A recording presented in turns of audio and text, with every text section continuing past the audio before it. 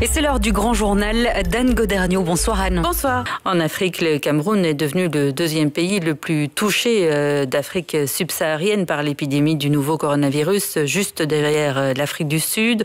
Aujourd'hui, on peut y compter officiellement près de 650 cas détectés, une dizaine de morts, mais les observateurs estiment que ces chiffres sont en dessous de la réalité. Frappés donc de plein fouet, les Camerounais se battent aussi contre la violence qui gangrène leur pays.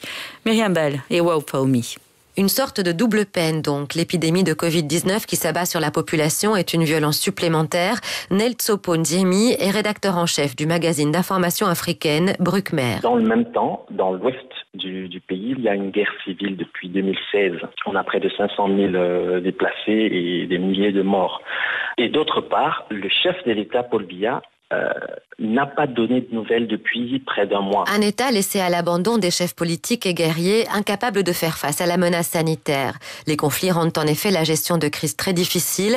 Charline Burton est directrice de l'ONG Search for Common Ground, active dans le domaine des conflits. Qui dit conflit, dit déplacement de population, dit extrême pauvreté et fragilité des populations à la base. Donc on a des populations qui sont en sous-nutrition, des populations qui ont des conditions d'hébergement beaucoup moins idéales, et également des soins de santé qui sont déjà à la limite de ce qu'on peut offrir pour survivre. Et donc rajouter là-dessus une épidémie, c'est évidemment rendre la situation encore plus compliquée pour ces milliers de déplacés, ou parfois ces dizaines et centaines de milliers de déplacés. Ajoutons à cela un accès impossible pour les populations aux informations utiles et des dangers parfois mortels pour les travailleurs sanitaires en zone de guerre. Voilà, et pour terminer, Sophie, rappelons aussi que le secrétaire général des Nations Unies, Antonio Guterres, a lancé un appel à la suspension totale des conflits armés pour faire face à cette pandémie.